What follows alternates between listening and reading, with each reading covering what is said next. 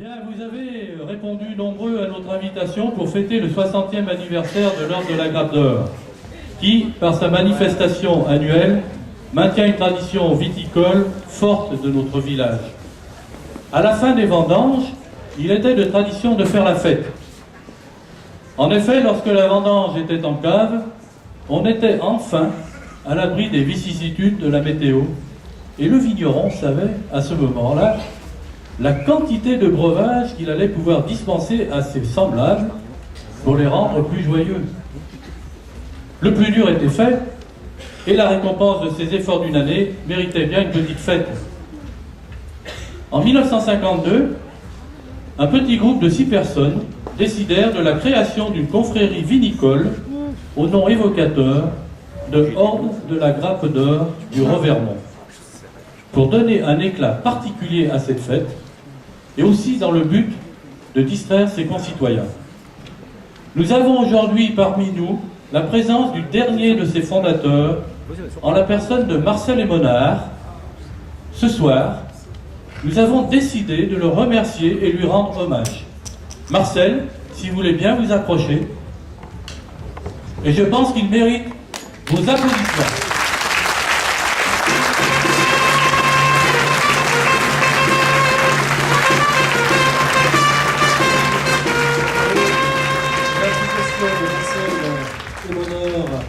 Durant tout son parcours personnel et professionnel, dépasse largement le cadre de nos confréries. Et c'est avec un très grand honneur qu'au nom de l'ensemble des membres de notre conseil municipal, je lui décerne ce soir la médaille de la ville de Césaria.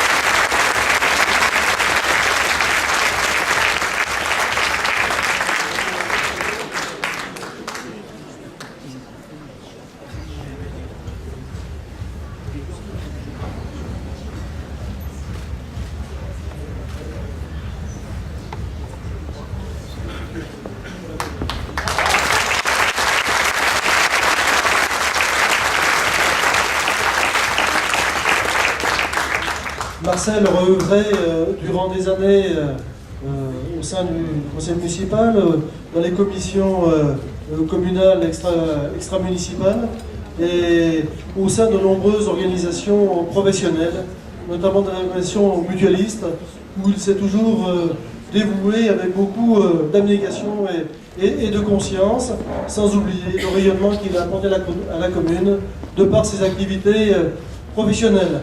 Donc je crois que l'ensemble de ses responsabilités, assumées toujours avec beaucoup de disponibilité, de bon sens, de clairvoyance, méritait bien ce geste de la part de notre Assemblée. Encore une fois, merci Marcel pour ton brillant et éminent parcours au service de notre collectivité.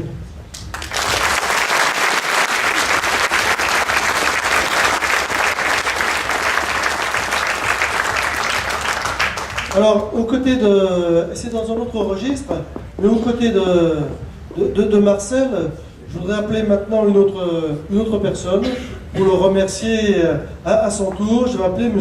Robert Eudo.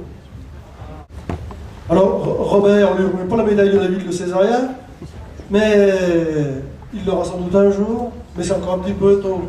Mais simplement, donc, on voulait le remercier parce que l'exposition historique, vous avez retrouvé les majestés sur les grilles du présentoir. Cette exposition, donc, elle est le fruit du travail de Robert, qui a conduit avec Antoine, me précise-t-il, et qui a œuvré dans toute discrétion, mais combien d'efficacité durant les semaines qui viennent de s'écouler.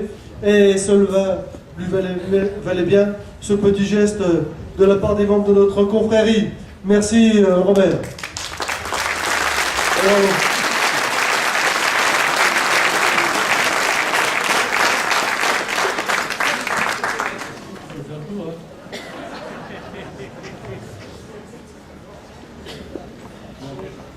Bien, nous allons poursuivre notre cérémonie, notre soirée par de nouveaux remerciements, en fait, aux nombreuses reines qui nous ont fait l'honneur d'être présentes ici ce soir. Alors, elles vont certainement rajeunir subitement ce soir.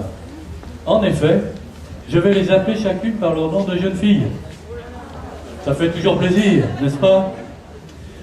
Parce qu'en fait, c'est bien celui que l'on connaissait lorsqu'elles ont ceint l'écharpe de reine des vendanges pour se nommer Grande Margot. Et ce soir, nous avons le plaisir de vous annoncer que nous avons parmi nous 32 Grandes Margot.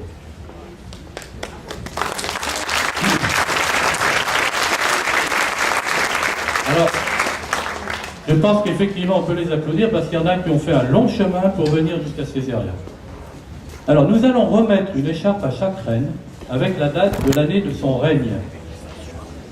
Il faudra qu'elles recommencent à déguster pour voir si elles peuvent toujours avoir le titre d'ancienne reine. Mais je pense qu'elles sont venues essentiellement pour ça, avoir la tête de quelques-unes. Ouais. Pendant que chaque reine viendra nous rejoindre jusqu'ici, je vous donnerai quelques faits importants de l'année de leur règne, ce qui s'est passé en France, voire un peu dans le monde. Vous allez voir, vous allez être surpris. Donc je vais commencer. J'appelle Marie-Odette Pro. On dit Pro ou Prost?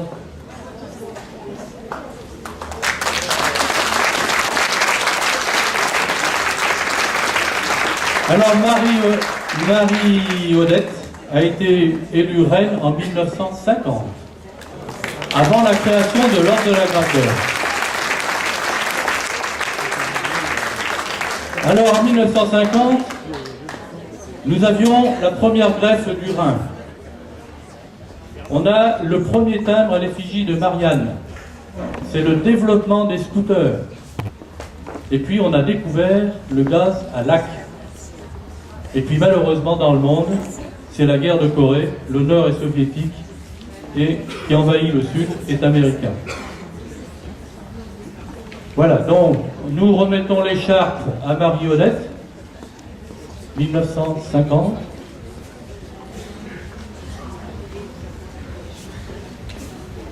Il faut que Marie-Odette déguste le jus de la treille.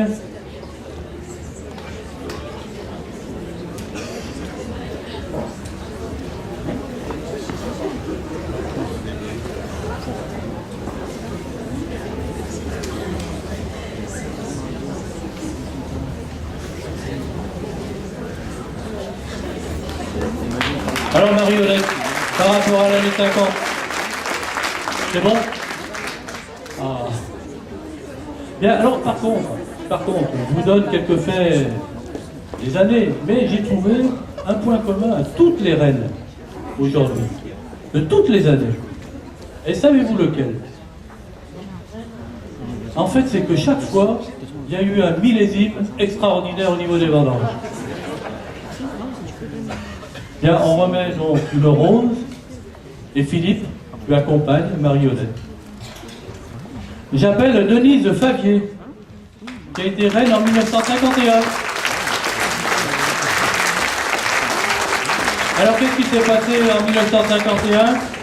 En fait, elle a été nommée en 51, mais elle a régné en 52. Donc, c'est l'affaire Dominici. C'est l'emprunt Pinette. Et Alain Bombard traverse l'Atlantique. Et c'est une année royale. Élisabeth II devient reine d'Angleterre et le prince Hussein devient roi de Jordanie.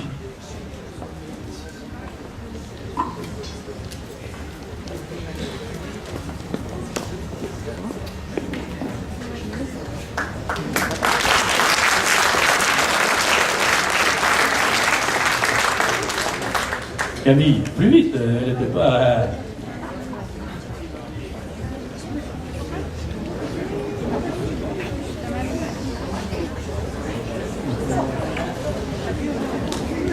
Il est bien bon. Je répète parce que vous n'avez pas entendu.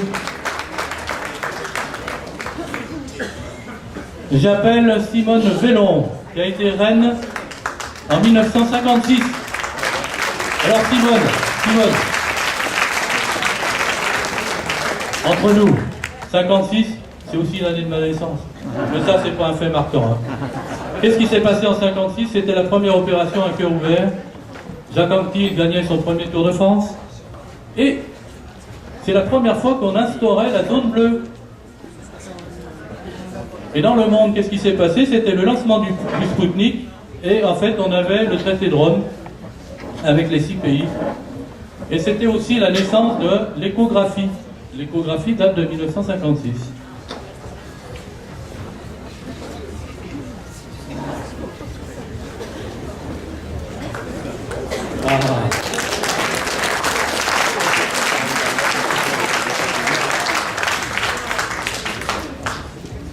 J'appelle Marie-Rose Vellon, qui a été reine en 1961. En 1961, ce sont les accords d'Évian, le fameux cessez-le-feu du 19 mars. Il y a eu 41 départements sinistrés par la sécheresse en France. Et puis, il y a eu une vague de froid aussi. On a trouvé 1 mètre de neige en Corse. Et c'est l'inauguration du paquebot France. Et on a le premier Américain dans l'espace, au nom de John Glenn.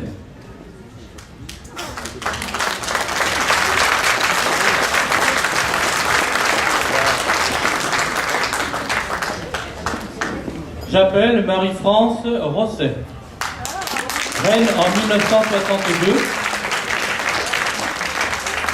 En 1962, c'était le premier supermarché Carrefour. Et rendez-vous compte, en 1962, il y avait 10 112 décès sur les routes en France. Et c'est à ce moment-là qu'on s'est mis à construire les autoroutes. Et puis c'est le fameux discours de Martin Luther King et aussi l'assassinat de John Fitzgerald Kennedy.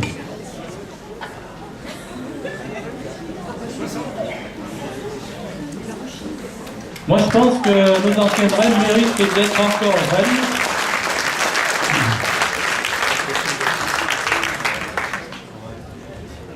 J'appelle Bernadette Barbet. Donc reine en 1964. Alors 1964, c'est l'année de la mini-jupe. Alors faites voir? Non. Bon. Le service militaire est à 16 mois. C'est l'inauguration du tunnel du Mont Blanc. Et Charles de Gaulle est réélu. C'est le décès de Churchill, la disparition de Ben Barka et aussi le décès de Albert Schweitzer. Ou Schweitzer, comme vous voulez.